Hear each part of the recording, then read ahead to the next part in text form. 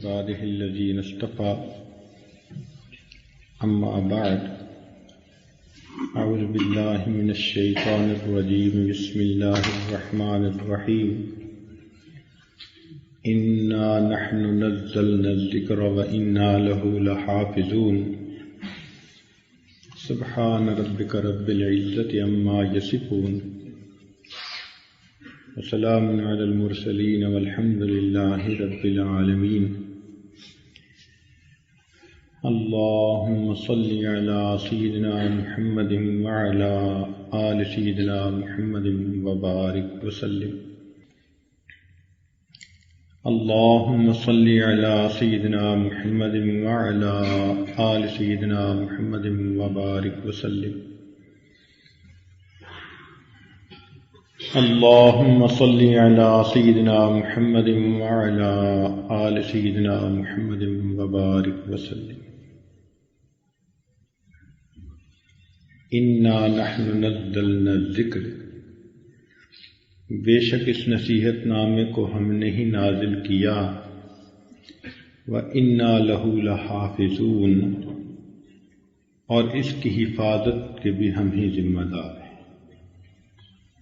اس آیت مبارکہ میں اللہ رب العزت نے قرآن مجید کی حفاظت کی خود ذمہ داری لی ہے۔ ذہن میں ایک اشکال پیدا ہوتا ہے کہ 3 آسمانی کتابیں اور بھی ہیں، تورات، انجیل، زبور، ان کی حفاظت کی ذمہ داری اللہ تعالیٰ نے خود نہیں لی، اس لیے ان کے اندر تحریف ہو گئی۔ لیکن قرآن مجید کی حفاظت کی ذمہ داری اللہ تعالیٰ نے خود لی، تو وہ بھی تو آسمانی کتابیں تھیں۔ ایسا کیوں ہوا؟ تو ایک نقطہ سمجھنے کی ضرورت ہے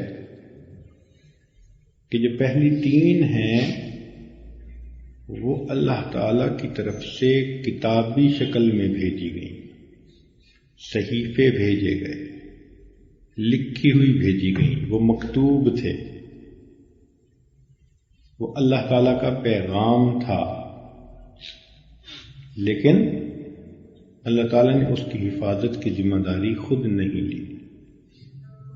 قرآن مجید یہ اللہ تعالیٰ کا کلام ہے، یہ صرف پیغام نہیں ہے۔ تبرک بالقرآن فإنہ کلام اللہ، نبی صاحب نے فرمایا تم قرآن مجید سے برکت پاؤ اس لیے کہ یہ اللہ کا کلام ہے۔ اب اس فرق کو یوں سمجھیں کہ ایک ہوتا ہے کوئی آدمی آپ کو خط لکھے، اس میں بھی محبت کا اظہار ہوتا ہے، پیغام مل جاتا ہے۔ ایک ہوتا ہے کہ وہ آپ سے ٹیلی فون پر بات کرے اور آپ اس کی آواز کو سنیں، لہجے کو سنیں، اس کی گرم جوشی، اس کا انداز۔ تو ٹیلی فون کی بات اور ہوتی ہے اور خط پہ کوئی لکھ کے پیغام بھیجنا یہ بات اور ہوتی ہے۔ تو پہلی جو 3 کتابیں تھیں ان کی حیثیت مکتوب کی مانند تھی، خط آ گیا، رکا آ گیا، کتاب آ گئی۔ یہ اللہ تعالیٰ کا کلام ہے۔ اللہ تعالیٰ نے ایک کلام فرمایا، جبریل علیہ السلام نے اس کو نبی علیہ السلام تک پہنچایا۔ اب دیکھیں، ہم جب گفتگو کر رہے ہوتے ہیں نا انٹرنیٹ کے اوپر کسی سے، حالانکہ وہ بندہ ہم سے ہزاروں میل دور بیٹھا ہوتا ہے، تو ہماری آواز الیکٹریکل سگنل میں کنورٹ ہو کے اتنی مسافت طے کر لیتی ہے اور وہاں جا کر دوبارہ آواز میں تبدیل ہو جاتی ہے۔ تو نبی علیہ الصلوۃ والسلام پر یہ کلام جب نازل ہوتا تھا تو اسی طرح میسج کی شکل میں نازل ہوتا تھا۔ چنانچہ نبی علیہ السلام نے ارشاد فرمایا کہ مجھے جب وحی اترتی تھی سلسلۃ الجرس، جیسے دور سے گھنٹی بجنے کی آواز ہوتی ہے، مجھے یوں محسوس ہوتی تھی۔ اب گھنٹی بجنے میں 2 باتیں ہیں، ایک تو یہ کہ انسان کو دور سے گھنٹی کی آواز آئے تو سمت کا تعین کرنا مشکل ہوتا ہے، مشرق سے ہے، مغرب سے ہے، کدھر سے ہے، یعنی ہمہ جہت وہ پیغام ہوتا ہے، آواز ہوتی ہے۔ تو یہ جو پیغام اترتا تھا اس کی بھی ڈائریکشن کا تعین کرنا مشکل تھا، یہ ہر ڈائریکشن سے یہ پیغام ریسیو ہوتا تھا، ایک بات۔ دوسرا یہ کہ یہ جو گھنٹی ہوتی ہے یہ پیریوڈک ویو کی طرح ہوتی ہے، بجتی ہے پھر رکتی ہے پھر بجتی ہے۔ تو آپ جانتے ہی ہیں کہ آج کل جتنے میسیجز ہیں وہ بھی اسی طرح میسیجز پیکٹس کی حیثیت میں جا رہے ہوتے ہیں۔ تو اللہ تعالیٰ کی طرف سے گویا یہ پیغام اترتا تھا کہاں پر؟ نبی علیہ السلام کے قلب مبارک پر، نزل علی قلبک، یہ آپ کے دل پہ اترتا تھا۔ اور انسان کا دل اینٹینا ہے، یہ ان آسمانی پیغامات کو وصول کرنے کی صلاحیت رکھتا ہے۔ اگر کسی کے اینٹینا کی بیٹری ہی ڈسچارج ہو جائے تو وہ تو ایسے ہے جیسے سیل فون کی بیٹری فلیٹ ہو گئی، کال کرنے والے کرتے رہیں، اس نے کوئی رسپانس ہی نہیں دینی۔ لیکن اگر بیٹری ٹھیک ہو تو جو کوئی کال کرے گا فوراً میسج ریسیو ہوگا۔ بالکل اسی طرح انسان اپنے دل کے اینٹینا کے ذریعے یہ میسج ریسیو کر سکتا ہے۔ کفر کی دنیا 5 حواس کو تسلیم کہتی ہے، اور جہاں پھنس جاتی ہے وہاں کہتی ہے چھٹی حس نے مجھے بتایا کچھ ہونے والا ہے۔ وہ جو چھٹی حس کا نام لیتے ہیں نا پریشان ہو کے، وہ اصل میں انسان کا قلب ہے۔ یہ چھٹی حس ہے بندے کی، یہ انسان کو بتا دیتا ہے اب کچھ ہونے والا ہے، کوئی خطرہ ہے۔ تو کفر کی دنیا میں مجبور ہو کے مانا جاتا ہے، ہم اس میں باضابطہ ایک حص مانتے ہیں۔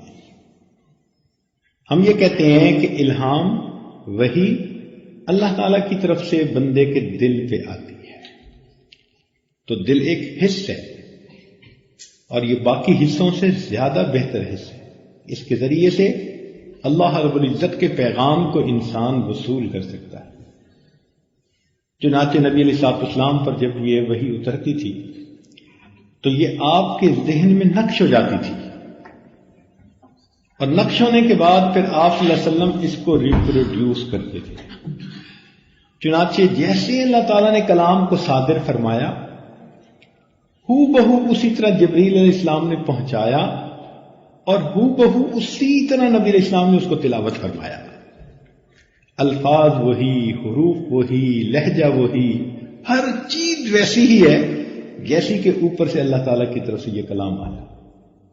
اور نبی علیہ السلام نے جیسے اس کو سکھایا صحابہ کو، تو صحابہ نے اس کو محفوظ کر لیا، اور وہ کلام آج 1400 سال سے زیادہ گزر گئے اسی طرح دنیا میں محفوظ چلا آ رہا ہے۔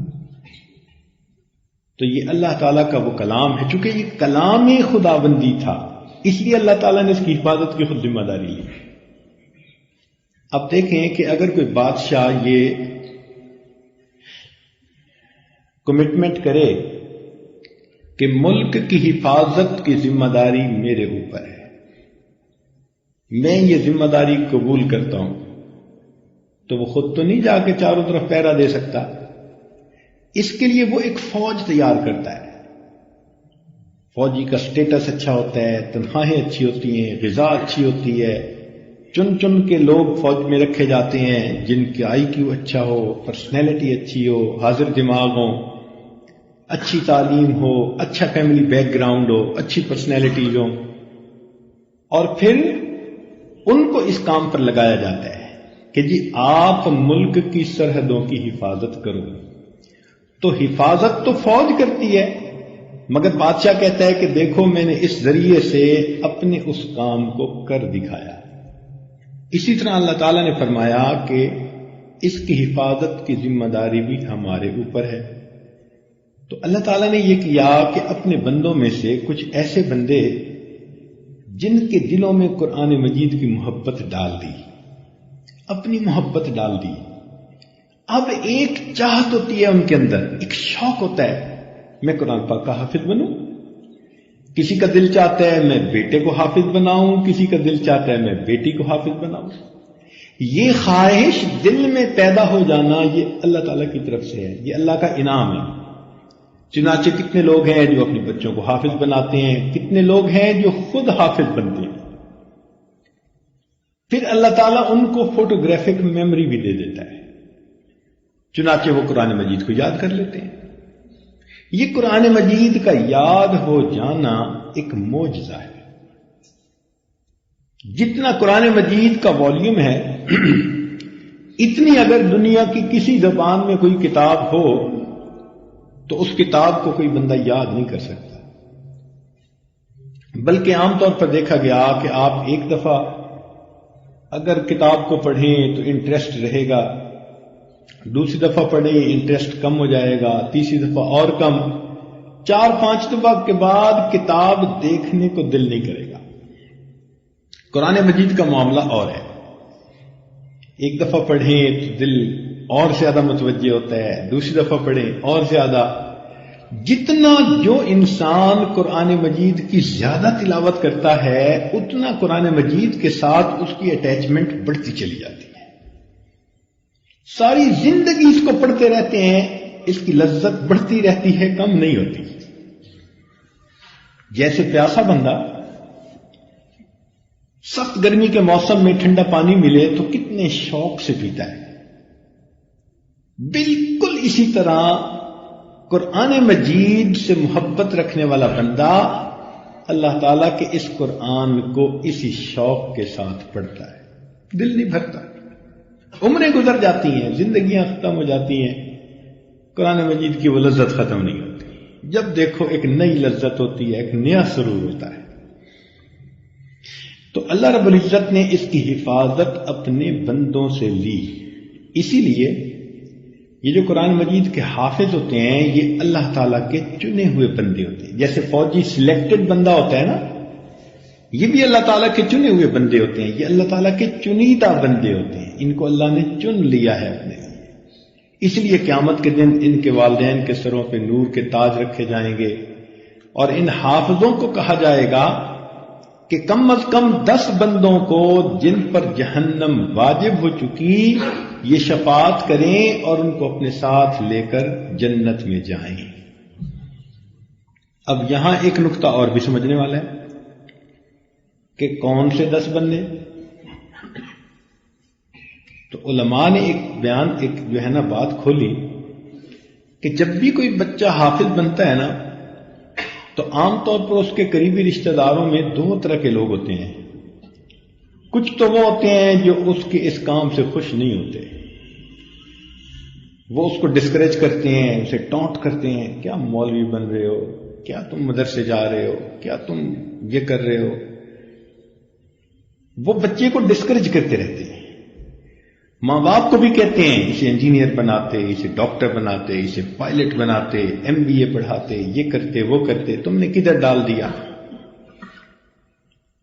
اور کچھ وہ ہوتے ہیں کہ جو اس بات پہ خوش ہوتے ہیں، چنانچہ وہ بچے کو پیار کی نظر سے دیکھتے ہیں، محبت کرتے ہیں، اس کی ہمت بڑھاتے ہیں، اس کو دعائیں دیتے ہیں، اس کو مارل سپورٹ دیتے ہیں۔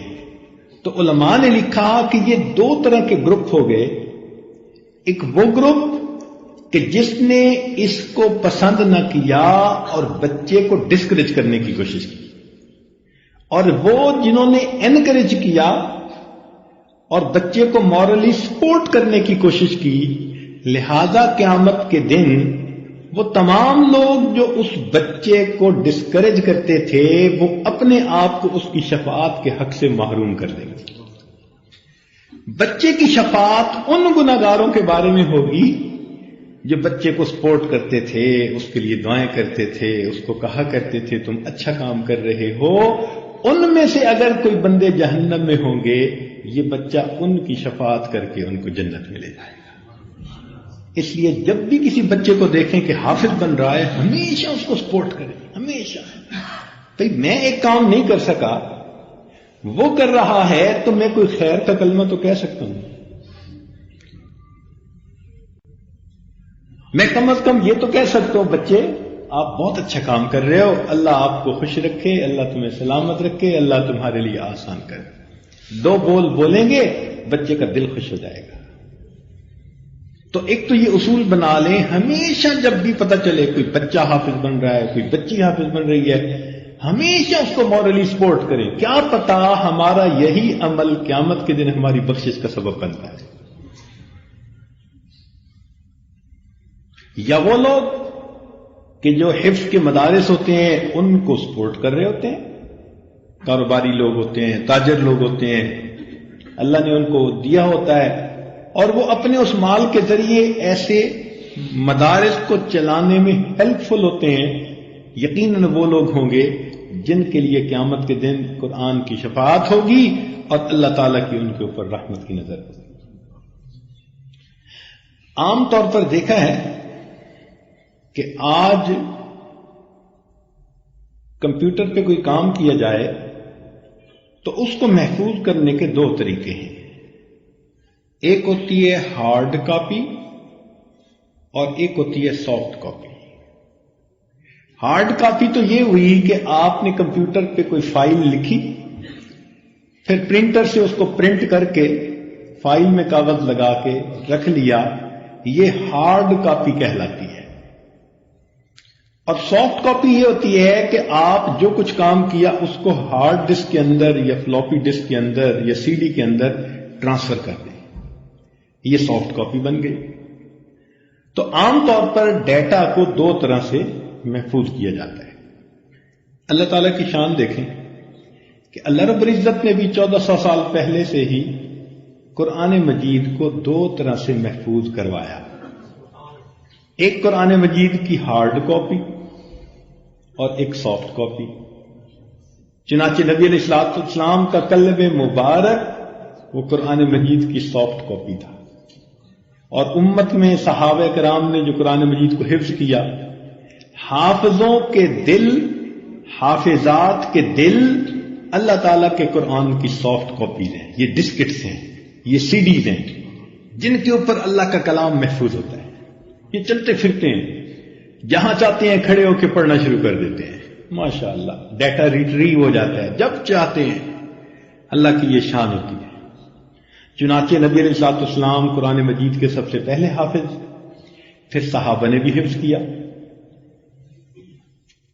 صحابہ کرام میں سے بہت سی تعداد ایسی تھی کہ جنہوں نے قرآن مجید کو مکمل حفظ کیا، اور کچھ حصہ تو سب صحابہ کو یاد تھا، اس لیے وہ رات کی تنہائیوں میں قرآن مجید کو پڑھا کرتے تھے، انہیں مزہ آتا تھا، لطف آتا تھا۔ وَإِذَا سَمِعُوا مَا أُنزِلَ إِلَى الرَّسُولِ تَرَىٰ أَعْيُنَهُمْ تَفِيضُ مِنَ الدَّمْعِ مِمَّا عَرَفُوا مِنَ الْحَقِّ۔ دیکھا، قرآن سنتے تھے، آنکھوں سے آنسو نکل آتے تھے۔ یہ قرآن ان کے دلوں کو گدگدا دیتا تھا، ان کے دل کے تار چھیڑ دیتا تھا۔ ان کا دل چاہتا تھا کہ بس ہم قرآن مجید کو پڑھتے ہی رہیں۔ جیسے بچے کو فیڈر منہ سے نکالے نا تو اس کا کیا حال ہوتا ہے، روتا ہے، جھنجھلاتا ہے، کیوں فیڈر نکالا؟ ایسے ہی ان کا دل نہیں چاہتا تھا کہ کوئی ایسا موقع آئے کہ ہم قرآن پڑھنا روکیں، یعنی روک دیں یا چھوڑ دیں۔ چنانچہ تیر لگ رہے ہیں، سورہ کہف پڑھ رہے ہیں اور کہتے ہیں کہ اگر مجھے فضل منصبی میں کمی کا خوف نہ ہوتا میں تیروں پہ تیر تو کھاتا رہتا، سورہ کہف کو مکمل پڑھے بغیر سلام نہ پھیر۔ اتنا ان کو مزہ اور لطف آتا تھا۔ چنانچہ صحابہ کرام میں قرآن مجید کے حفاظ موجود تھے۔ زید بن ثابت رضی اللہ تعالیٰ عنہ حافظ تھے، ابی بن کعب رضی اللہ تعالیٰ عنہ حافظ تھے۔ کیسے حافظ تھے؟ سبحان اللہ۔ ایک مرتبہ بیٹھے قرآن پڑھ رہے تھے، نبی علیہ السلام تشریف لائے تو یہ خاموش ہو گئے۔ تو نبی علیہ السلام نے فرمایا ابی ابن کعب قرآن پڑھو۔ اے اللہ کے محبوب صلی اللہ علیہ وسلم، یہ قرآن مجید آپ پر اتارا گیا، میں آپ کے سامنے پڑھوں؟ تو نبی علیہ السلام نے فرمایا ہاں پڑھو۔ تو ان کو فیل ہوا کہ جیسے اللہ تعالیٰ کی طرف سے کوئی نبی علیہ السلام کو اشارہ ہوا ہے۔ تو جیسے انہیں یہ محسوس ہوا نا تو انہوں نے آگے سے پوچھا کہ اے اللہ کے نبی، اللہ سمانی، کیا اللہ تعالیٰ نے میرا نام لے کر کہا ہے؟ تو نبی علیہ السلام نے فرمایا نعم اللہ سماک، ہاں اللہ تعالیٰ نے تمہارا نام لے کر کہا کہ ابن کعب سے کہو قرآن سنائے، محبوب آپ بھی سنیں گے، میں پروردگار بھی سنوں۔ کیسا وہ قرآن پڑھتے ہوں گے۔ اسی حدیث پاک میں آتا ہے کہ جب کوئی گانا گانے والی مغنیہ گانا گاتی ہے تو جتنے شوق سے لوگ اس کے کلام کو سنتے ہیں، گانے کو سنتے ہیں، اس سے زیادہ توجہ محبت کے ساتھ اللہ رب العزت اپنے قرآن پڑھنے والے بندے کا قرآن سن رہے ہوتے ہیں۔ جب حافظ قرآن پڑھتا ہے سبحان اللہ تو فرشتے اس کی طرف لوٹ کے آتے ہیں، دوڑ کے آتے ہیں۔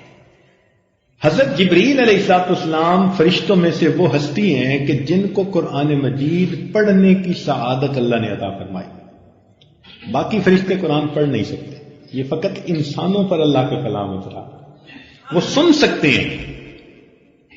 اسی لیے ایک بندہ خود پڑھ نہ سکتا ہو تو جب اسے سنتے ہیں تو اس کو زیادہ لذت محسوس ہوتی ہے۔ چنانچہ جیسے ہی کوئی قرآن مجید پڑھنا شروع کرتا ہے تو اللہ تعالیٰ کے فرشتے آتے ہیں اس کے اوپر، حتیٰ کہ تانتا بند جاتا ہے، آسمان تک ان کا سلسلہ لگ جاتا ہے، اللہ کے کلام کو سننے کے لیے آ جاتے ہیں۔ حتیٰ کہ حدیث پاک میں آتا ہے کہ وہ قریب ہوتے ہوتے ہوتے اس حافظ قرآن کے اتنا قریب ہوتے ہیں کہ اس کے لبوں پر اپنے منہ کو حصول برکت کے لیے رکھ لیتے ہیں، یعنی فرشتے بھی اس کے منہ کو بوسے دیتے ہیں کہ اس منہ سے قرآن نکل رہا ہے، اللہ کا کلام نکل رہا ہے۔ چنانچہ ایک صحابی اپنے گھر میں قرآن پڑھ رہے ہیں،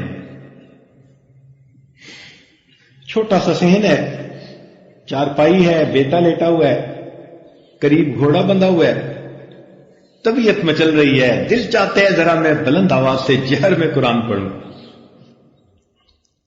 لیکن جب یہ ذرا جہر سے قرآن پڑھتے ہیں تو گھوڑا بتکتا ہے، ان ایزی فیل کرتا ہے، تو یہ ڈرتے ہیں کہ کہیں یہ میرے بچے کو نقصان نہ پہنچائے، لاتی نہ مار دے بچے کو، تو یہ آہستہ پڑھتے ہیں، پھر طبیعت مچلتی ہے، پھر اونچا پڑھتے ہیں، گھوڑا بتکتا ہے، پھر آہستہ پڑھتے ہیں، ساری رات اسی کاروائی میں گزر گئی۔ جب انہوں نے سلام پھیرا، آسمان کی طرف دیکھا تو انہیں کچھ روشنیاں نظر آئیں جو ان کے سر سے دور پیچھے آسمانوں کی طرف واپس جا رہی تھی۔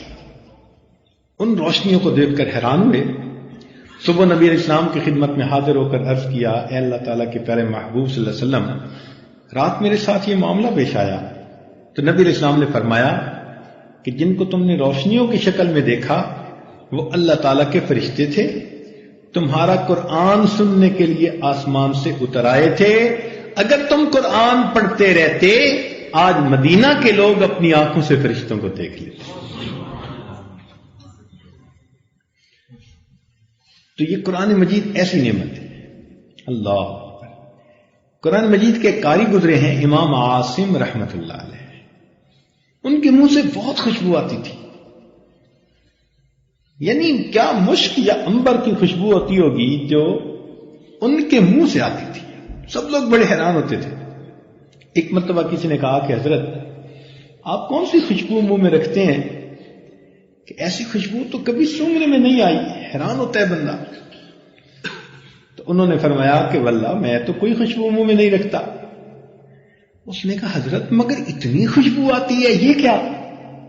فرمایا کہ ایک مرتبہ مجھے خواب میں نبی علیہ الصلوۃ والسلام کی زیارت نصیب ہوئی تو نبی علیہ السلام نے ارشاد فرمایا کہ عاصم، امام عاصم کوفی رحمت اللہ علیہ، تم قرآن اتنا شوق سے پڑھتے ہو اور زندگی اسی پہ لگا دی ہے، اور میں تمہارے لبوں کو بوسہ دوں۔ خواب میں نبی علیہ السلام نے میرے لبوں کو جب سے بوسہ دیا اس وقت سے میرے منہ سے خوشبو آتی ہے۔ یہ اللہ کا کلام ہے۔ تو اس کی سافٹ کاپیز ہیں وہ تمام حفاظ، مرد ہوں، عورتیں ہوں، بچے ہوں یا بچیاں ہوں، جنہوں نے اللہ تعالیٰ کے اس کلام کو اپنے دلوں کے اندر محفوظ کر لیا۔ تو یہ قرآن مجید کا معجزہ ہے کہ اس کو یاد کر لینا بھی اللہ تعالیٰ نے آسان کر دیا۔ اس لیے سیدنا عمر خطاب رضی اللہ تعالیٰ عنہ نے مستقل ایک آرڈر کیا تھا امیر وقت کو، جو امیر جیش تھا، کہ جب تمہاری ایکٹیویٹیز ذرا سلو ہوں تو تم اپنے فوجیوں کو کہو کہ یہ اللہ کے قرآن کو یاد کریں۔ چنانچہ ہزاروں صحابہ اس آرڈر کے بعد پورے قرآن مجید کے حافظ بنے۔ تو یہ سلسلہ وہاں سے آگے چل رہا ہے، پھر تابعین بنے، تبع تابعین بنے، اور یہ سلسلہ اوپر والوں سے نیچے کی طرف چلتا چلا آیا۔ آج بھی شاگرد اپنے استادوں سے قرآن مجید حفظ کر رہے ہیں، اور پوری دنیا کے اندر الحمدللہ لاکھوں کی تعداد میں حفاظ موجود ہیں۔ عام طور پر ایک بچہ 2 سال سے لے کے 3 سال کی مدت میں قرآن مجید حفظ کر لیتا ہے، ایوریج بچہ جو ہوتا ہے، اگر اچھا ٹائم دے، شوق ہو، ذوق ہو۔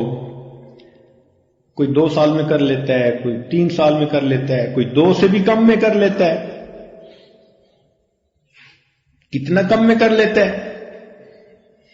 ایسے بھی بچے ہوتے ہیں جو 1.5 سال میں حافظ بن جاتے ہیں، کچھ 1 سال میں حافظ بن جاتے ہیں۔ وہ بھی بچے ہوتے ہیں جو 1 سال سے بھی کم میں حافظ بن جاتے ہیں۔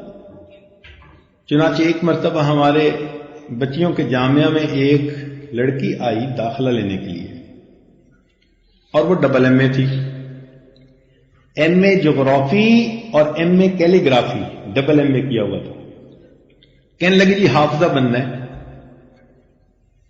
تو جو منتظمہ تھیں انہوں نے ان کو کہا کہ حفظ کی تو چھوٹی عمر میں بچیاں ہوتی ہیں، آپ اکیلی بڑی عمر کی بچی عجیب فیل کرو گی، تو بہتر یہ ہے کہ آپ بخاری شریف پڑھنے والی جو عالمات فاضلات کی کلاس ہے اس میں داخلہ لے لیں۔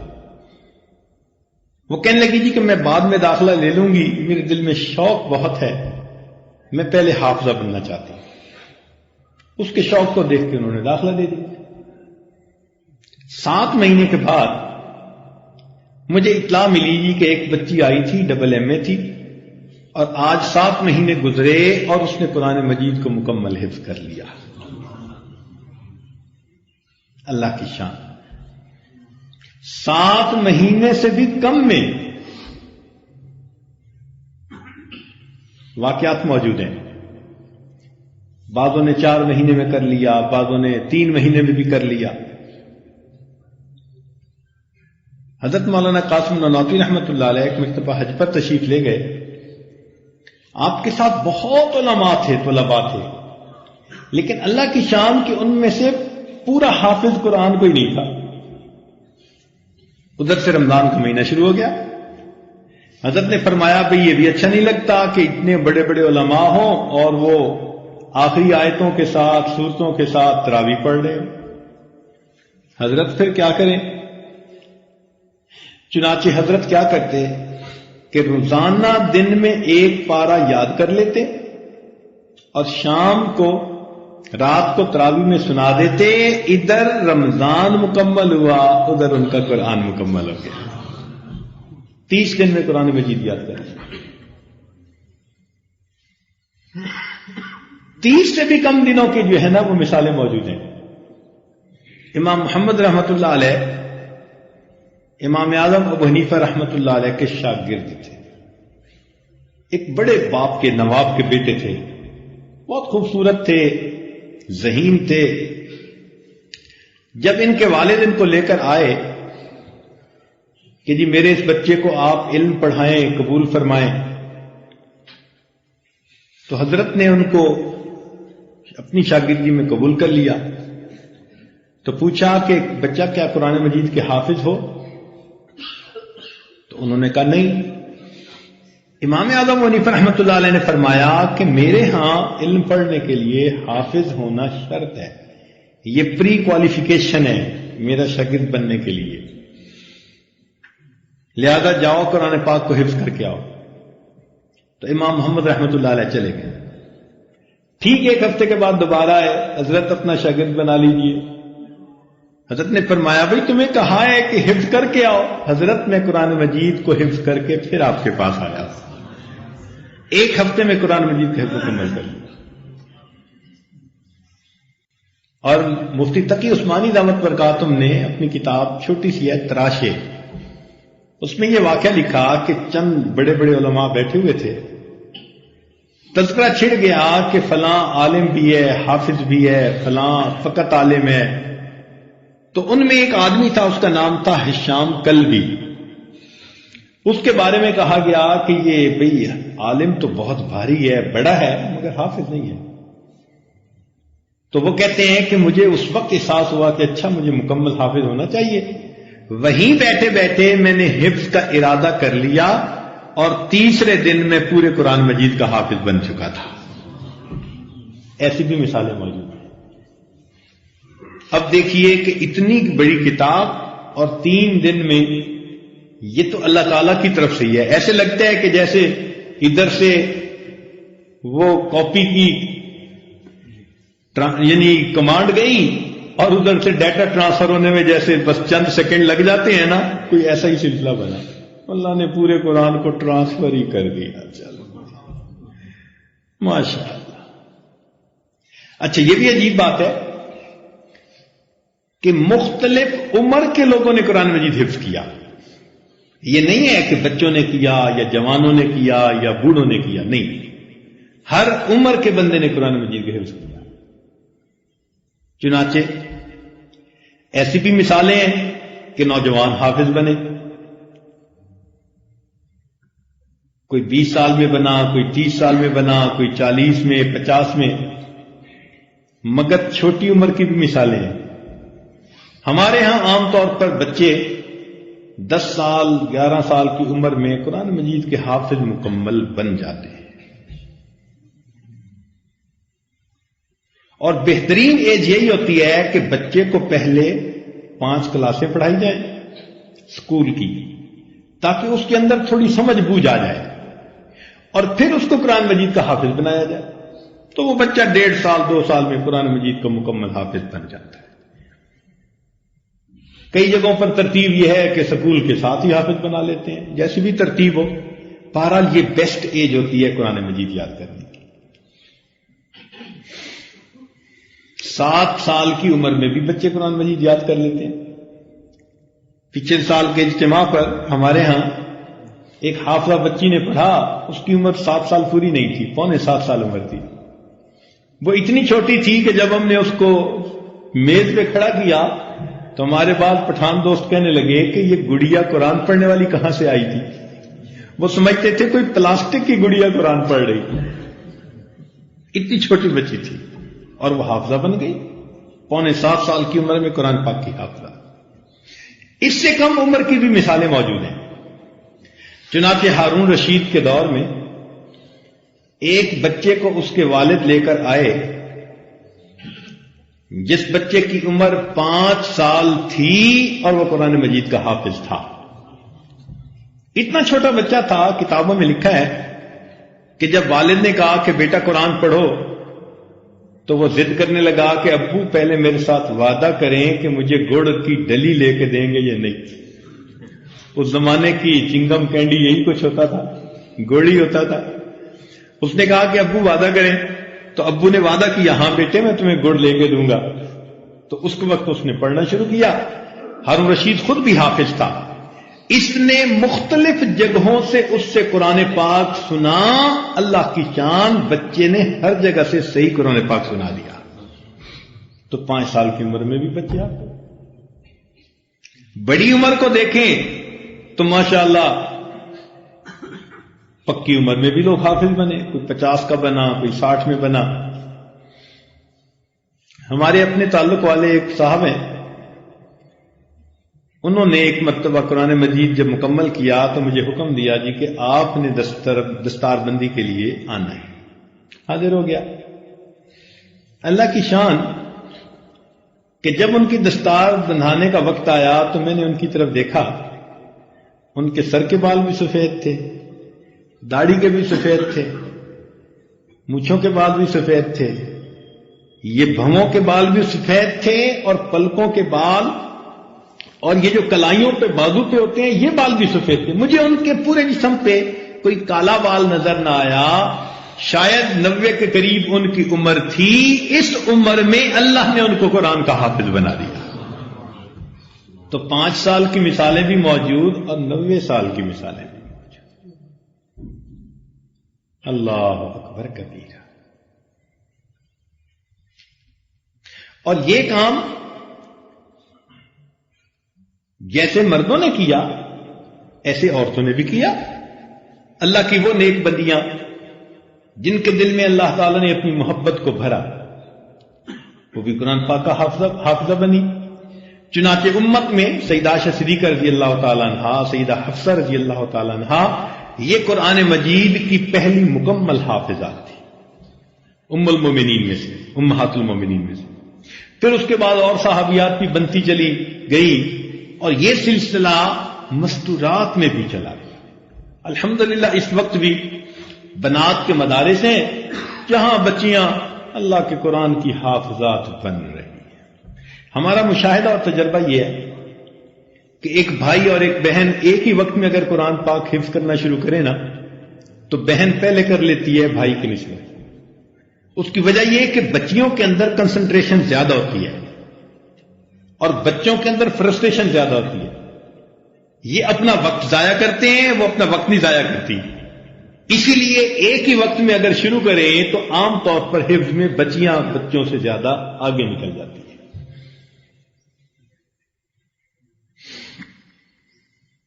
چنانچہ اس امت میں جیسے قراء گزرے اسی طرح قاریات بھی گزری ہوئی۔ ابن سیرین رحمۃ اللہ علیہ ایک بڑے بزرگ گزرے ہیں جن کو اللہ تعالی نے خواب کی تعبیر کا علم دیا تھا، محمد ابن سیرین رحمۃ اللہ علیہ۔ ان کی کتاب تعبیر اور رویا اس نام سے بہت معروف ہے۔ ان کی ایک بہن تھی حفصہ بنت سیرین، یہ تابعین میں سے تھے۔ تو حفصہ بنت سیرین قرآن پاک کی حافظہ بھی تھیں، قاریہ بھی تھیں، اور قرآن پاک کی انہوں نے 35 سال خدمت کی۔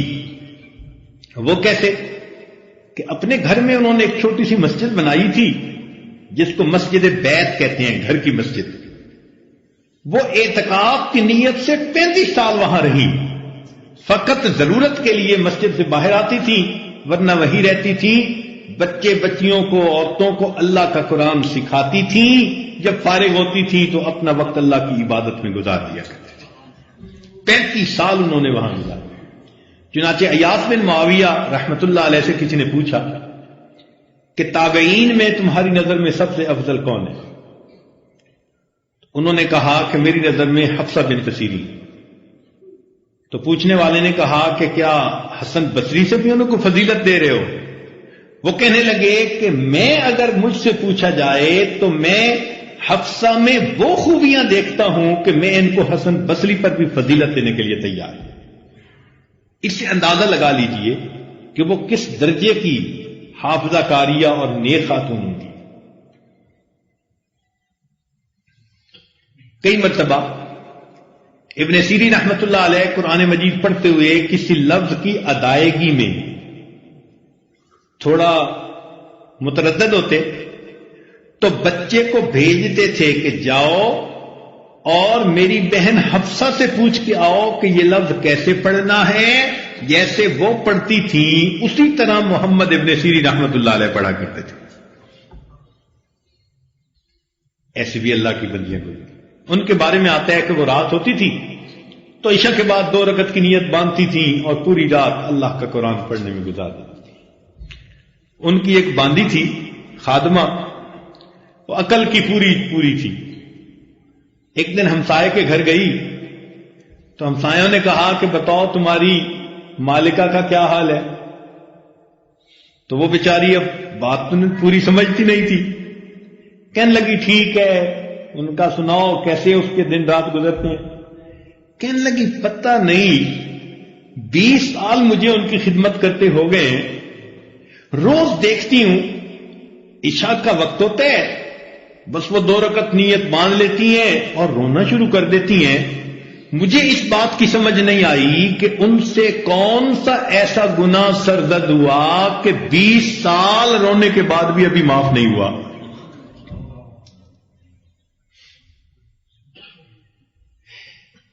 تو ایسی بھی اللہ کی نیک بندیاں تھیں کہ 20-20 سال ان کے راتیں اللہ تعالیٰ کے قرآن کی تلاوت میں گزر گئی.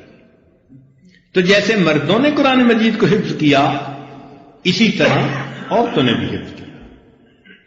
تو یہ قرآن مجید کی سافٹ کاپی.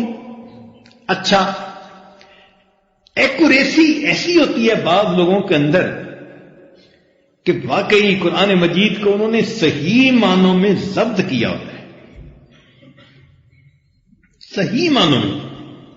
چنانچہ ہم ایک مرتبہ مری گئے رمضان مبارک میں، تو وہاں پر ایک جگہ ایک قرأت کانفرنس ہوتی ہے، تو وہاں میں بتایا گیا کہ یہاں ایسا مصلی ہے 36 سال سے وہاں تراویح پڑھائی جا رہی ہیں، 36 سال میں ایک مرتبہ بھی امام کو وہاں لقمہ دینے کی ضرورت پیش نہیں آئی. حافظ ہی ایسے کھڑے کیے جاتے ہیں کہ جن حفاظ کو پیچھے سے لقمہ دینے کی ضرورت ہی نہیں ہوتی. ماشاء اللہ، ایسا قرآن مجید یاد ہوتا ہے. اللہ کی شان. چنانچہ حضرت قاری فتح محمد رحمت اللہ علیہ ایک مرتبہ تشریف فرما تھے. ایک شاگرد آیا تو انہوں نے پوچھا بھائی سناؤ تمہیں قرآن مجید صحیح یاد ہے یا نہیں؟ وہ کہنے لگا حضرت یاد تو بہت صحیح ہے، جہاں وقف آتے ہیں نا کہیں کہیں، وہاں آخری لفظ میں مجھے کہیں متشابہ لگ جاتا ہے.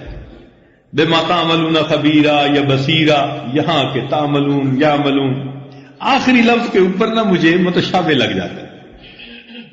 حضرت نے فرمایا اچھا میں تمہیں آخری لفظ سناؤں کہ ہر آیت کا آخری لفظ کیا ہے؟ اس نے کہا سنائے. تو حضرت نے فقط آخری لفظ پڑھنا شروع کر دیا. مثلا العالمین، الحمدللہ رب العالمین، الرحیم الرحمن الرحیم، الدین مالک یوم الدین. ہر آیت کا آخری ایک لفظ پڑھتے پڑھتے الف لام میم سے شروع کر کے والناس تک پورا قرآن پاک چلا. ایسے لگتے ہیں جیسے سکرین پر ان کے سامنے اللہ کا قرآن پاک لکھا ہوا ہوتا تھا، آنکھوں سے دیکھ کے پڑھ رہے ہوتے تھے. ایسے بھی قرآن مجید کے حافظ ہیں. اللہ اکبر. چنانچہ ہمارے ایک تعلق والے دوست ہیں، عالم ہیں، ان کی والدہ ہمارے ساتھ حج پہ تھیں. وہ قرآن مجید کی عاشقہ ہیں، بوڑھی عورت ہیں، مگر اللہ نے ان کے دل میں قرآن مجید کی محبت عجیب بھری ہے. اتنی پکی حافظہ ہیں کہ ان کو حیرانی ہوتی ہے کہ لوگ قرآن مجید بھولتے کیسے ہیں. وہ اس پہ ہی ایک مرتبہ حیران ہو رہی تھی، کہنے لگی اچھا قرآن مجید بھولتے ہیں. یہی ان کو سمجھ میں نہیں آ رہا تھا کہ قرآن مجید میں بھول کیسے ہو جاتی ہے. اتنی قرآن مجید کی پکی حافظ ہے. اللہ اکبر کبیرہ. تو ایسا بھی یاد. ہمیں ایک مرتبہ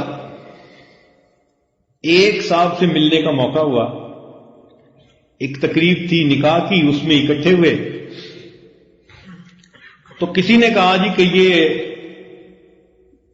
قاری صاحب ہیں، قرآن مجید کے کمپیوٹر ہیں. مجھے عجیب سی بات لگی. میں نے کہا پتہ نہیں لوگوں کے دماغوں کو کیا ہو گیا، ہر بات میں کمپیوٹر کا لفظ ضرور گھسا دیتے ہیں. یہ نہیں کہہ سکتے تھے یہ حافظ ہیں، قاری ہیں، کافی ہے. یہ جی قرآن مجید کے کمپیوٹر ہیں. خیر جب محفل ختم ہوئی تو ان کے قریب کوئی 15-20 حفاظ جو تھے نا محفل کے، وہ اکٹھے ہو گئے. ہمارا بھی پہلا موقع تھا ان کے ساتھ، چنانچہ ہم بھی قریب آ گئے اور واقعی محسوس یہ کیا کہ وہ قرآن مجید کے کمپیوٹر ہی تھے. وہ کیسے؟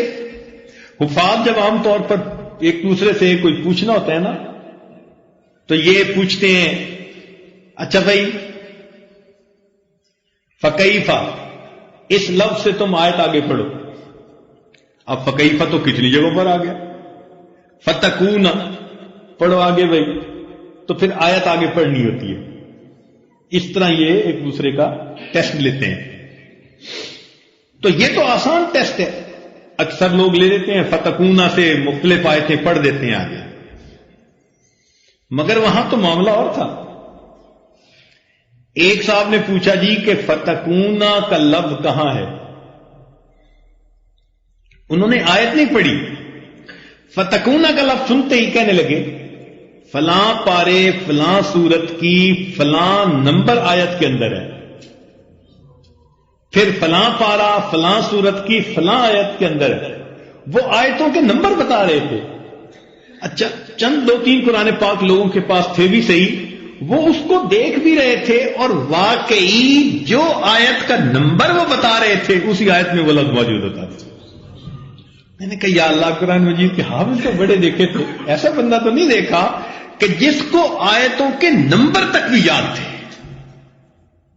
اللہ، تو پڑھنے والے عاشقوں نے قرآن مجید کو پھر ایسے پڑھا اور ایسے یاد کیا۔ اچھا، جس طرح قرآن مجید کو اس طرح محفوظ کیا گیا بغیر غلطی کے پڑھنے والے، اسی طرح کثرت سے تلاوت کرنے والے بھی بہت تھے۔ چنانچہ عثمان غنی لانو قرآن مجید بہت کثرت کے ساتھ پڑھا کرتے تھے، حتیٰ کہ ان کی شہادت بھی قرآن مجید کی تلاوت کرتے ہوئے ہوئی۔ سیدنا صدیق لانو بہت کثرت سے قرآن مجید پڑھتے تھے، اور یہ سلسلہ بعد میں بھی چلتا رہا۔ امام اعظم ابو حنیفہ رحمۃ اللہ علیہ رمضان المبارک میں ایک پارہ دن میں پڑھتے، ایک پارہ رات میں پڑھتے، تو 30 ضرب 2 60 اور 3 پارے تراویح میں پڑھتے۔ ہر رمضان المبارک میں 63 مرتبہ قرآن مجید مکمل پڑھا کرتے تھے۔ اللہ کی اتنا کثرت سے پڑھنے والے۔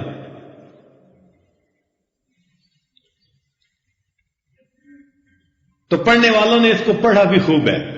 یہ عشاق کا قافلہ ہے اصل میں، یہ جو حفاظ ہے نا، یہ عشاق کی ایک جماعت ہیں، اللہ تعالیٰ کی عاشق، اللہ کے قرآن کی عاشق، یہ عشاق کا ایک ٹولہ ہے، اس میں عجیب و غریب قرآن کے عاشق ہیں۔ چنانچہ یہی لاہور کی بات ہے، ایک عالم تھے، انہوں نے ناشتے پہ بلایا، کہنے لگے حضرت میرے والد قرآن مجید کے عاشق تھے۔ ہم نے کہا بھائی میں پھر ان کو کچھ واقعہ سناؤ۔ کہنے لگے جی کہ ایک مرتبہ کسی نے انہیں بتایا کہ اگر آپ 2 سال روزانہ ایک قرآن پڑھتے رہیں تو قرآن مجید کا فیض آپ کی آنے والی جنریشن کے اندر جاری ہو جائے گا، نسل میں جاری ہو جائے گا۔ کہنے لگے میرے والد صاحب نے پڑھنا شروع کر دیا، روز ایک قرآن مجید مکمل پڑھ لیتے، روز قرآن مجید مکمل پڑھ لیتے، سردی بھی، گرمی بھی، صحت بھی، بیماری بھی، خوشی بھی، غمی بھی، دیس بھی، پردیس بھی، کتنے مختلف حالات ہوتے ہیں، مگر انہوں نے پورے 2 سال روزانہ ایک قرآن مجید مکمل کیا، حتیٰ کہ اللہ تعالیٰ نے ان کی نسل میں قرآن مجید اس طرح جاری کیا کہ آج میرے والد کے جتنے بیٹے، جتنی بیٹیاں اور ان کے آگے جتنے بیٹے جتنی بیٹیاں 7 سال سے اوپر کی عمر کے ہیں، سب کے سب قرآن مجید کے حافظ ہیں۔ میرے والد کی نسل سے کوئی بچہ بچی ایسی نہیں کہ 7 سال سے اوپر عمر ہو قرآن کا حافظ نہ بنا۔ پڑھنے والوں نے اس کو 12 گھنٹے میں بھی پڑھا، 10 گھنٹے میں بھی پڑھا۔ ایک مرتبہ ہم سرحد کی طرف گئے تو وہاں ایک مدرسہ ہے جس میں گردان حفظ کو مضبوط پکا کرنے والی، وہ بہت اچھی کرواتی ہیں، ہمارے اپنے تعلق والے ہیں۔ تو میں نے ان سے پوچھا کہ جی بتائیں آپ کا طریقہ کار کیا ہے؟ انہوں نے کہا کہ ہم بچوں کو اس وقت سلاتے ہیں، اس وقت جگاتے ہیں، یہ کھلاتے ہیں، یہ سمجھاتے ہیں، سارا انہوں نے ترتیب بتائی۔ تو جب میں نے سب سن لیا تو میں نے کہا کہ جی پھر آپ اس کا امتحان کیسے لیتے ہیں؟ کہنے لگے جی بس ہم ایک ہی سوال پوچھتے ہیں۔ میں حیران ہوا کہ قرآن مجید کا حافظ بن کے امتحان دینے اور ایک ہی سوال پوچھتے ہیں۔ میں نے کہا جی کیا؟ کہنے لگے جی 4-5 حفاظ اس کے گرد بیٹھ جاتے ہیں، ہر ایک کے پاس قلم ہوتا ہے، کاغذ ہوتا ہے، اور ہر ایک نے الگ الگ اس کی غلطی کو نوٹ کرنا ہوتا ہے، الفاظ کی غلطی کہاں، حروف کی ادائیگی کی غلطی کہاں، یہاں غنہ نہیں کیا، یہاں پر نہیں کیا، یہاں اس کی مدد ٹھیک نہیں کھینچی، فلاں نہیں کیا، صفات کا بھی خیال رکھتے ہیں، تجوید کا بھی، اور ہر ایک اپنا اپنا لکھتا رہتا ہے، 4-5 ممتحن ہوتے ہیں گرد بیٹھے ہوئے، اور کہنے لگے جی صرف ایک جو ہے نا اس سے سوال پوچھتے ہیں۔ کہ جی کون سا سوال پوچھتے ہیں؟ کہنے لگے جی وہ 5 حافظ ایک وقت میں بیٹھ کر اس بچے کو کہتے ہیں بچہ ہمیں پورا قرآن سنا دو، بس ایک سوال کہتے ہیں اس سے، کہتے ہیں بچہ ہمیں پورا قرآن سنا دو۔ اس بچے کو الف لام میم سے لے کر والناس تک پورا قرآن 5 استادوں کے سامنے پڑھنا ہوتا ہے۔ میں نے کہا اچھا ایسا مشکل؟ انہوں نے ایک بچے کو پیش کیا، وہ بچہ یہ ماشاءاللہ حافظ محمد دین صاحب کی عمر کا بچہ تھا، اسی قد و قامت کا۔ کہنے لگے جی یہ بچے نے 2 دن پہلے امتحان دیا، جب ہم نے اسے کہا کہ بچہ ہمیں قرآن سنا دو تو اس نے الحمدللہ سے پڑھنا شروع کیا، اور ایسے اس نے پڑھا کہ جیسے پانی پہ کوئی چیز تیر کی جاتی ہے، سناتے ہوئے نہ کہیں اٹکا، نہ بھولا، نہ کہیں متشابہ لگا، نہ کہیں لوٹایا، اور اس نے اس طرح الحمد سے والناس تک پورا قرآن پاک سنا دیا۔ تو 8 گھنٹے کے اندر آج ایک بچہ اللہ کے قرآن کو بیٹھ کر سنا دیتا ہے۔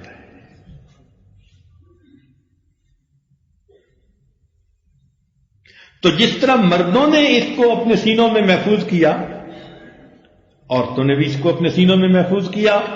یہ کون تھے؟ یہ قرآن مجید کی سافٹ کاپیز تھی، اب بھی دنیا میں موجود ہے۔ ہمارے ایک دوست تھے، 1973 کی بات ہے شاید، اس زمانے میں ایک ایسا وقت آ گیا تھا کہ جب دہریت سوشلزم کمیونزم کی طرف لے جانے والے بڑے ایکٹیو ہو گئے تھے۔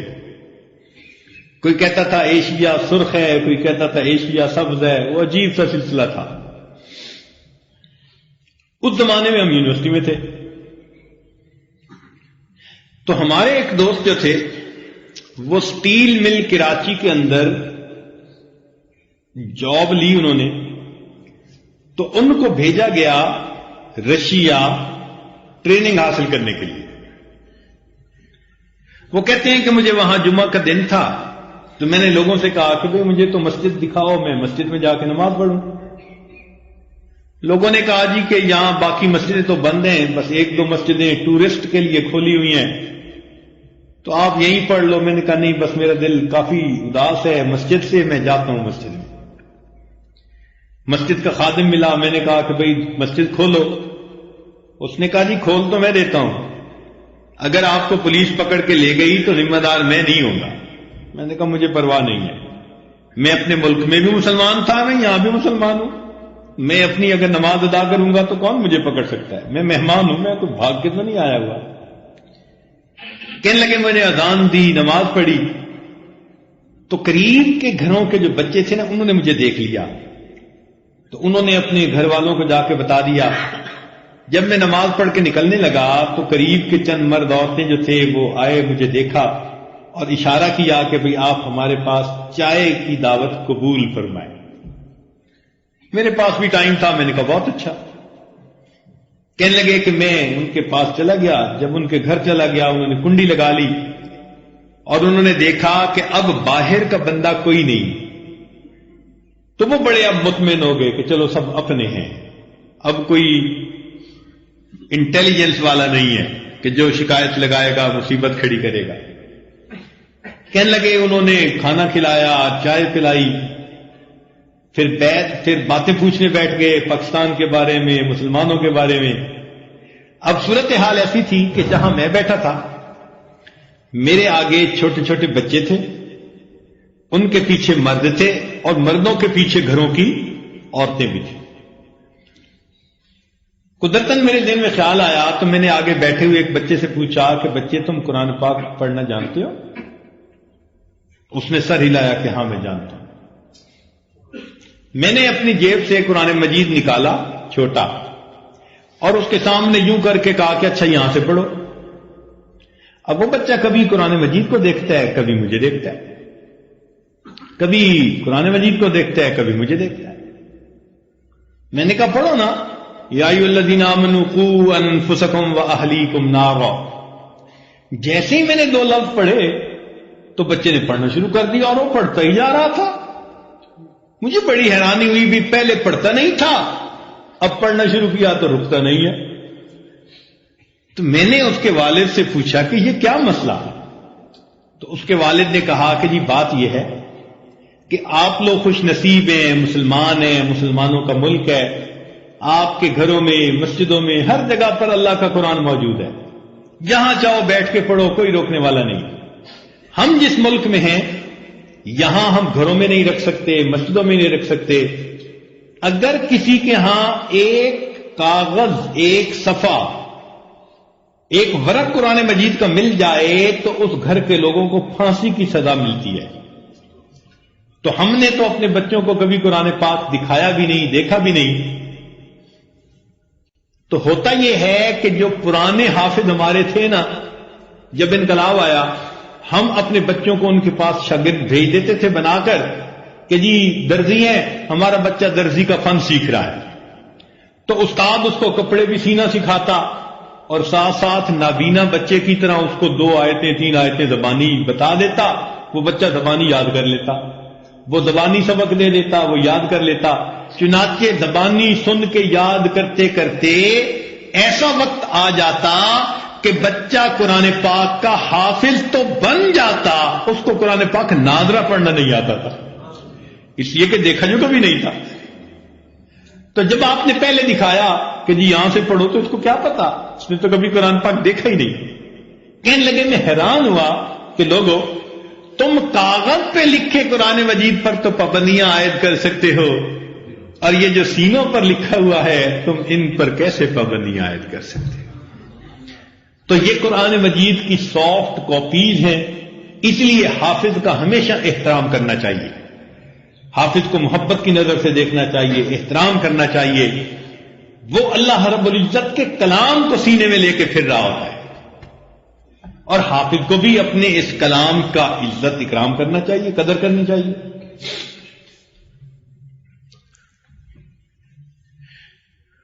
یہ تو تھی قرآن مجید کی سافٹ کاپیز. ان کو آج مدارس کے اندر بنایا جاتا ہے. یہ کاپی سینٹر ہوتے ہیں نا، فوٹو کاپی سینٹر. تو یہ جو مدارس ہیں نا، ان کا ٹیکنیکل نام ہے قرآن کاپی سینٹر. کہ ایک بندے کو اللہ نے قرآن کا حافظ بنایا ہوتا ہے اور وہ استاد بیٹھ کے ماشاءاللہ دوسرے بچوں کے ذہن میں، دلوں میں اس کو کاپی کر دیتا ہے. ماشاءاللہ خوش نصیب ہیں وہ لوگ کہ جن کے گھروں میں کوئی بچہ، کوئی بچی قرآن مجید کا حافظ بنا ہوا ہے. تمنا تو ہر بندے کو رکھنی چاہیے. اس امت میں قرآن مجید کو ایک اور انداز سے بھی محفوظ کیا گیا جس کو کہتے ہیں ہارڈ کاپی. چنانچہ نبی علیہ السلام پر جب وحی اترتی تھی تو آپ صحابہ کرام میں سے کوئی 15-16 کے قریب حضرات تھے، وقتاً فوقتاً کبھی کوئی ہوتا کبھی کوئی ہوتا، جو لکھنا جانتے تھے. آپ ان کو بلاتے اور ان کو یہ آیتیں لکھوا بھی دیتے تھے. تو اس کو کبھی چمڑے کے اوپر، کبھی کسی لکڑی کے تختے کے اوپر، کبھی کپڑے کے اوپر، ایسی چیزوں کے اوپر، اس کو پارچات کے اوپر اس کو لکھ لیا جاتا تھا. یہ حضرات کاتبین وحی کہلاتے ہیں، وحی کو لکھنے والے. چنانچہ جب بھی وحی اترتی اس کو باقاعدہ لکھوا دیا جاتا تھا. جب نبی علیہ السلام اس دنیا سے تشریف لے گئے تو عمر اللہ عنہ نبی علیہ صدیق اللہ عنہ کے پاس آئے، کہا کہ اے امیر المومنین، وہ جتنے پارچات لوگوں کے پاس موجود ہیں آپ بہتر ہے کہ ان کو سینٹرلی ایک جگہ پر اکٹھا کر کے اپنے کنٹرول میں لیں، اس سے پہلے کہ کوئی ضائع ہو جائے، مس پلیس ہو جائے. چنانچہ لمبی سٹوری ہے مگر قصہ مختصر یہ کہ انہوں نے زید بن ثابت رضی اللہ عنہ ایک صحابی تھے، ان کے ساتھ کچھ اور صحابہ کی جماعت بنا دی جو سارے حفاظ تھے، اور ان کے ذمہ لگایا کہ جی آپ مختلف جگہوں پر جو یہ پارچات ہیں ان کو ایک جگہ پر اکٹھا کریں۔ چنانچہ انہوں نے ان تمام چیزوں کو ایک جگہ پر یکجا کر دیا، اس لیے صدیق اکبر اللہ عنہ جامع القرآن بنے۔ کیا بنے؟ قرآن مجید کو یکجا کرنے والے، جمع کر دینے والے، یہ بن گئے۔ پھر اس کے بعد سیدنا عثمان رضی اللہ عنہ کے زمانے میں ایک وقت آیا کہ جب اسلام خوب چاروں طرف پھیلا، 44,000 مربع میل تک پھیلا ہوا تھا، تو انہوں نے کیا کیا کہ اس وقت چمڑے کے اوپر کھدائی کر کے اس کو لکھوایا اور اس کی 7 کاپیاں بنوائیں، جلدیں بنوائیں، اور 7 مختلف ملکوں میں، علاقوں میں اس کو بھیجا کہ بھئی یہ اللہ تعالیٰ کا قرآن ہم نے یکجا کر دیا ہے، اب اس کو تم ریفرنس کاپی سمجھ کے اس کے مطابق تم آگے چلاتے رہو۔ چنانچہ یہ کاپیز پوری دنیا میں پھیلی، آج بھی دنیا کے عجائب گھر میں یہ کاپیاں موجود ہیں۔ چنانچہ عثمان رضی اللہ عنہ کے پاس اپنا جو صحیفہ تھا وہ آج کل تاشقند کی ایک مسجد ہے، اس کو کہتے ہیں تلہ شیخ کی مسجد، وہ اس میں ابھی بھی موجود ہے۔ اللہ اکبر۔ یہ جو کتابت کا سلسلہ تھا نا، یہ بھی پھر چل پڑا، اور پھر لوگوں نے اپنے لیے قرآن مجید لکھنے شروع کر دیے۔ کچھ کاتب لوگ ہوتے ہیں جن کو اللہ تعالیٰ خوش خطی دیتے ہیں، انہوں نے مستقل قرآن مجید اپنے لیے، دوسروں کے لیے لکھنے شروع کر دی۔ یہ کتنا لیبوریس کام تھا۔ آج تو فوٹو کاپی کرو، پرنٹ کرو، کتنی آسانی ہے۔ اس وقت گھر کے اندر قرآن پاک رکھنے کے لیے پورے قرآن مجید کو لکھوایا جاتا۔ یہ کام بنین کی نسبت بنات نے زیادہ کیا، مردوں کی نسبت عورتوں نے زیادہ کیا، بچوں کی نسبت بچیوں نے زیادہ کیا۔ چنانچہ کیا ہوا کہ ہر بچی جب پڑھ کے عالمہ بن جاتی، دین پڑھ لیتی، اور ابھی اس کی شادی میں کچھ وقت ہوتا تو وہ کیا کام کرتی کہ روزانہ گھر کے کام سے فارغ ہو کے وضو کر کے بیٹھ جاتی اور اپنے لیے قرآن مجید کا ایک نسخہ تیار کرتی، خوبصورت لکھ کے، بہت خوبصورت، محبت سے ایک ایک صفحہ لکھتے لکھتے جب پورا قرآن پاک وہ تیار کر لیتی تو اس کے والدین اس کی سنہری جلد بنوا دیتے۔ جب اس بچی کی شادی ہوتی تو جہیز میں اس کو قرآن پاک ساتھ دیا جاتا تھا۔ اس دور میں ہر بچی اپنے لیے قرآن مجید لکھتی تھی، چنانچہ بچیوں کے ذریعے ہر گھر میں قرآن پہنچنا شروع ہو گیا اور یوں امت میں پھیلتا چلا گیا۔ لکھنے والوں نے قرآن مجید بھی خوب لکھا۔ اللہ تعالیٰ کی شان دیکھیں، موٹا بھی لکھا، باریک بھی لکھا، یہ بھی عجیب بات۔ چنانچہ ہم نے سمرقند کی ایک لائبریری میں قرآن مجید کو لوہے کی پلیٹوں پر لکھا ہوا دیکھا۔ پلیٹیں تھیں جیسے 4 فٹ بائی 8 فٹ کی پلیٹ ہوتی ہے نا، پوری لوہے کی شیٹ، بیڈ سائز کی، اتنی بڑی تھی، اور ڈھیر لگا ہوا تھا چھت تک، ایک پلیٹ ایک صفحہ تھا، اور اس کے اوپر انہوں نے انگریو کیا ہوا تھا، یعنی لکھا تھا نا تو وہ پینٹ سے نہیں لکھا ہوا تھا بلکہ لکھ کے اس کو کھودا گیا تھا، انگریو کیا گیا تھا۔ تو میں نے ان سے پوچھا بھئی یہ قرآن مجید کی کاپی کیسی؟ وہ کہنے لگے جی دیکھیں، لوگوں کے ہاں ٹائم کا ایک سٹینڈرڈ ہوتا ہے، یہ گرین وچ ٹائم ہے، یہ فلاں ٹائم ہے، جس نے گھڑی ملانی ہو اچھا جی فلاں ٹائم کے ساتھ ملا لو۔ اسی طرح پہلے وقت کے علماء نے اس کو لوہے پر کھود کر لکھوا لیا تاکہ قرآن پاک محفوظ ہو جائے، صدیوں سلامت رہے، اور اگر کبھی کہیں قرآن مجید کے کسی لفظ کے لکھنے میں کوئی شبہ وارد ہو تو اس قرآن مجید کے لفظ کو اس سٹینڈرڈ کے ساتھ آ کر ملا لیا جائے. وہ قرآن مجید کا سٹینڈرڈ بھی موجود ہے. ہاتھوں سے لکھے ہوئے نسخے چھوٹے بڑے موجود. اور اللہ تعالیٰ کی شان کہ چھوٹے چھوٹے نسخے بھی موجود. کئی ایسے کاتب تھے جو باریک لکھنے میں ماہر تھے.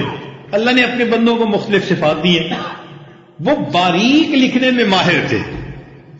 چنانچہ ایک کاتب کے بارے میں آتا ہے کہ وہ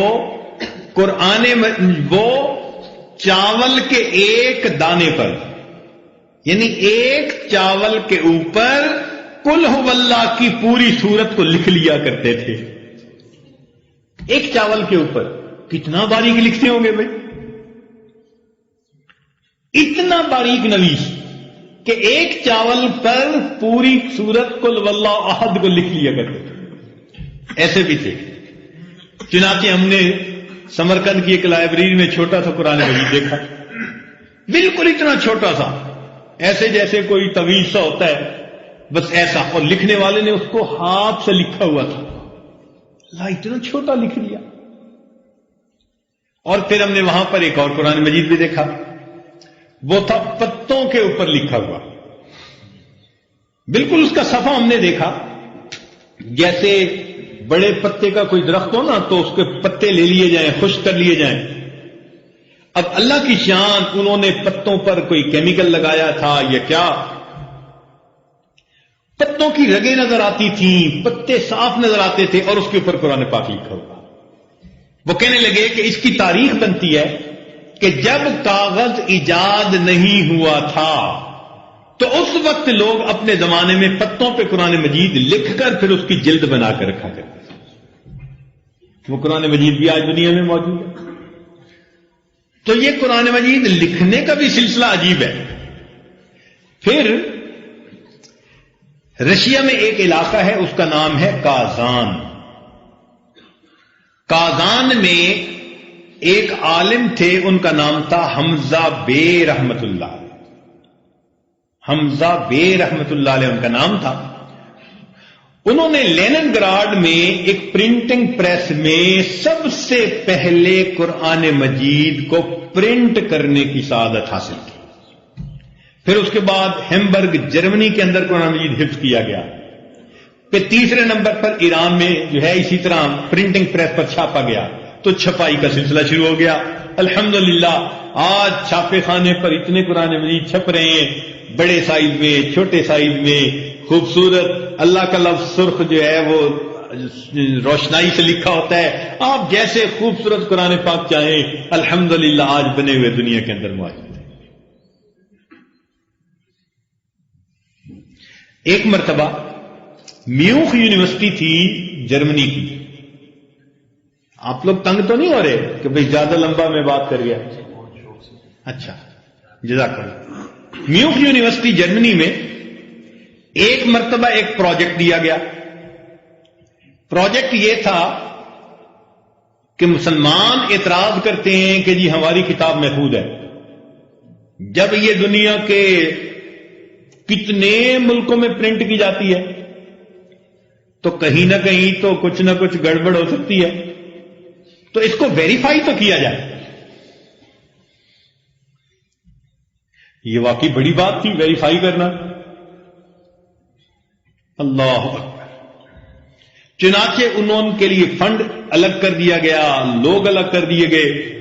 انہوں نے دنیا کے مختلف ملکوں کے شہروں سے قرآن مجید خریدے اور 40,000 کاپیاں اکٹھی کر لی ایک جگہ پر. پھر سٹاف رکھ کے انہوں نے ان کو آپس میں کمپیئر کرنا شروع کیا. 40,000 قرآن مجید کے ایک ایک لفظ کو آپس میں مقابلہ کر کے دیکھا گیا تو وہ اس نتیجے پر پہنچے کہ کہیں ایک حرف کا فرق بھی نہیں تھا.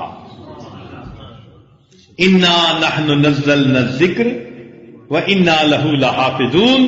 اس نصیحت نامے کو ہم نے ہی نازل کیا اور اس کی حفاظت کے بھی ہم ہی ذمہ دار ہیں. چنانچہ ایک آدمی مسلمان ہوا. پوچھا بھئی کیسے ہو گئے؟ کہنے لگے جی کہ میرے ذہن میں خیال آیا کہ یہودی کہتے ہیں ہم ٹھیک ہیں، عیسائی کہتے ہیں ہم ٹھیک ہیں، مسلمان کہتے ہیں ہم ٹھیک ہیں، تین دنیا کے بڑے مذاہب تو یہی ہیں نا. تو میں نے کہا مجھے کیا پتا کون ٹھیک ہے کون نہیں، تو میں ویریفائی تو کروں.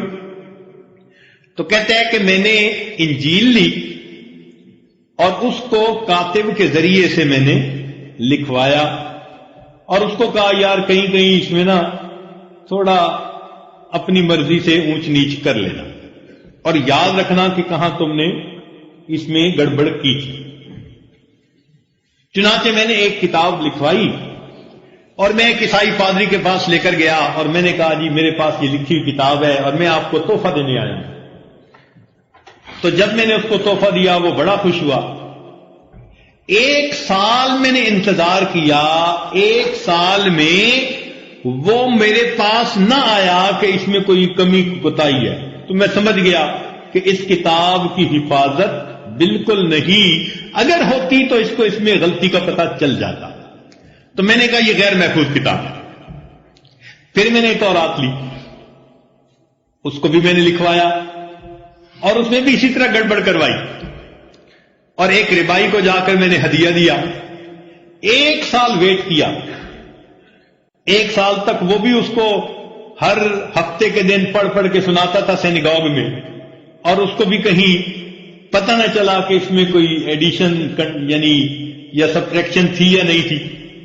میں نے سمجھ لیا کہ یہ کتاب بھی غیر محفوظ ہے. پھر میں نے قرآن پاک لیا اور اس کی کاپی بنوائی اور کاتب سے کہا کہ اس میں بھی بھئی کہیں کہیں تم اپنا کرتب دکھا دینا. کاتب بھی تو کرتب دکھاتے ہیں نا.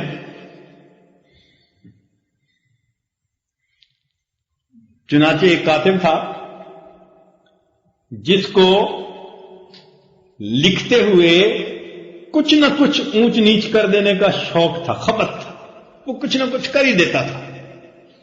لوگ لے کے آتے تھے مسودہ کچھ اور وہ اپنی مرضی سے کچھ نہ کچھ کر دیتا تھا. ایک بندے نے اس سے قرآن پاک لکھوانا تھا، اس نے کہا بھائی میں نے سنا ہے کہ تم کر دیتے ہو، خبردار اس میں کچھ نہ کرنا. اب وہ جاہل تھا، اتنا علم تو تھا نہیں.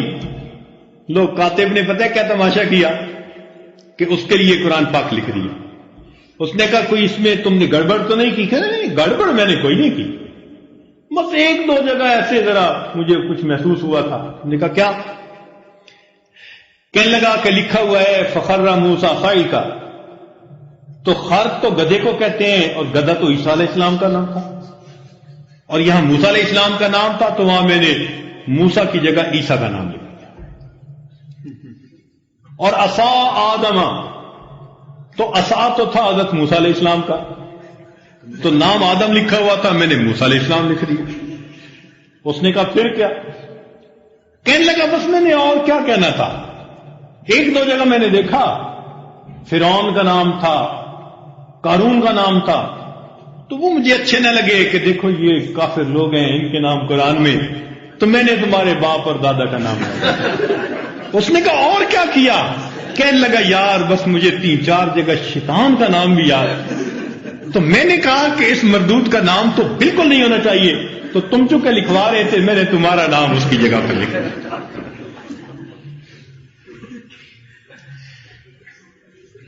تو جب یہ کہا جاتا ہے نا کہ قرآن مجید میں کوئی ایڈیشن نہیں ہو سکتی، اس کا کیا مطلب ہے؟ ذرا سمجھنے کی ضرورت ہے.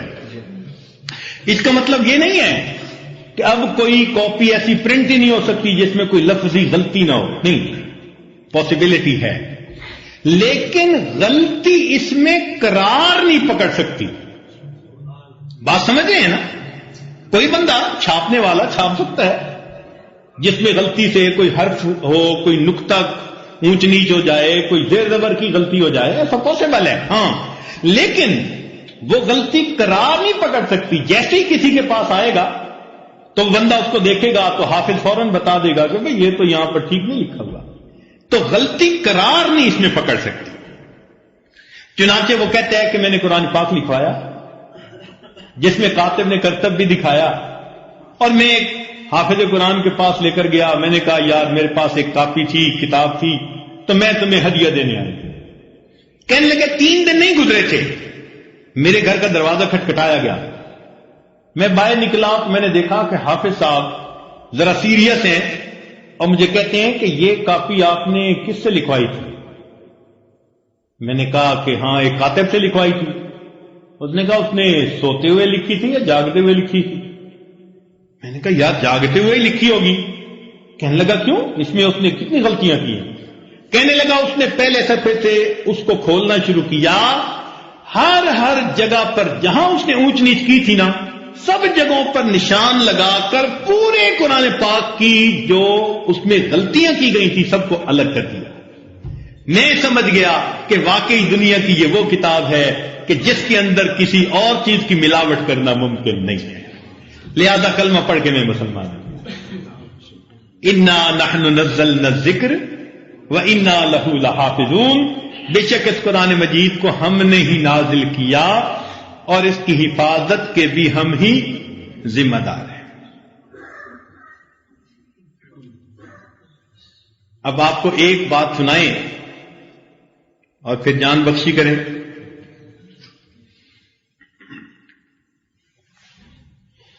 یہ آج دن دنوں واشنگٹن میں تھا تو وہاں پر ایک کمیٹی بنی ہوئی تھی، انٹرفیتھ کاؤنسل اس کا نام تھا.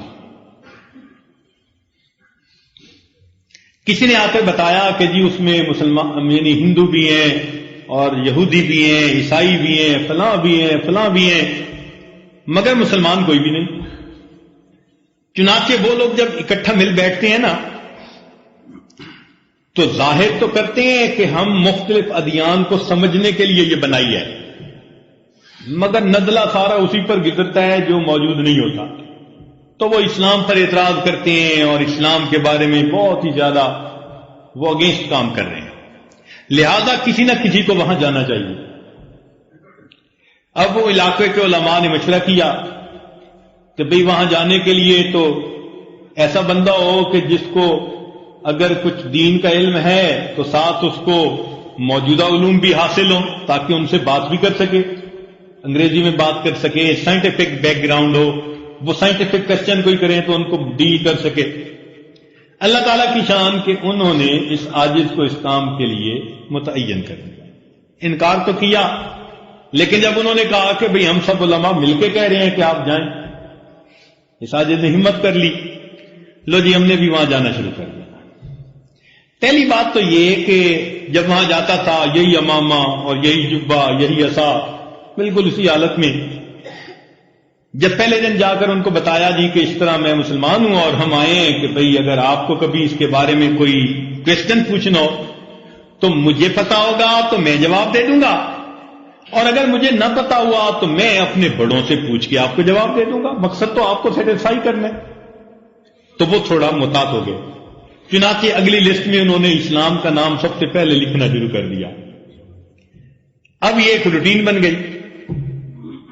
جاتے رہتے میں نے دیکھا کہ جو یہودی تھا نا رے بھائی بڑے غور سے دیکھتا تھا مجھے آتے جاتے.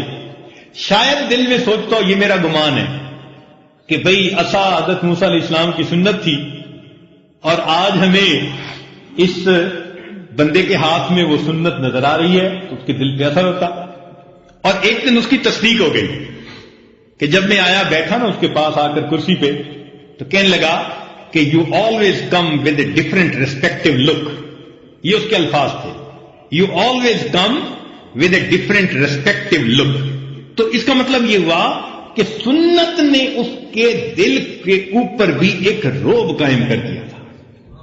اللہ کی شان. لو جی ایک دن کی بات ہے جو متعلقہ بات ہے اس ٹاپک سے کہ سیکٹری نے کہا جی کہ اچھا نیکسٹ میٹنگ کب ہو اور کیا ایجنڈا ہو.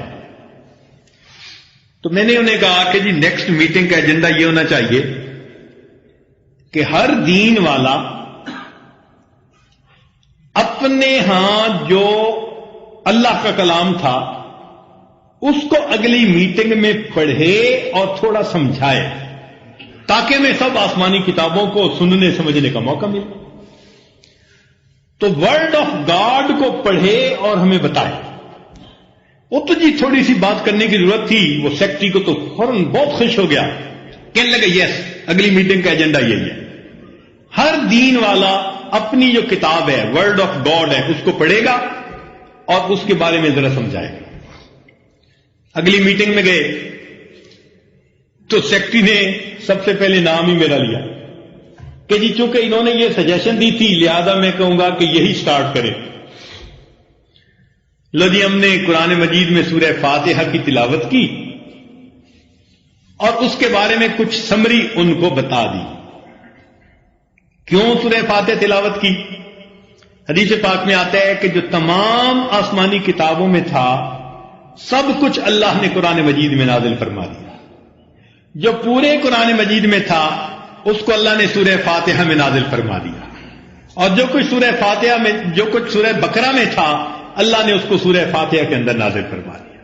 تو سورہ فاتحہ جو ہے نا یہ سمری ہے پورے قرآن مجید، لہذا ہم نے اس کی تلاوت کی اور تلاوت کر کے ان کو اس کے بارے میں بتا دیا۔ چلے بات مکمل ہو گئی۔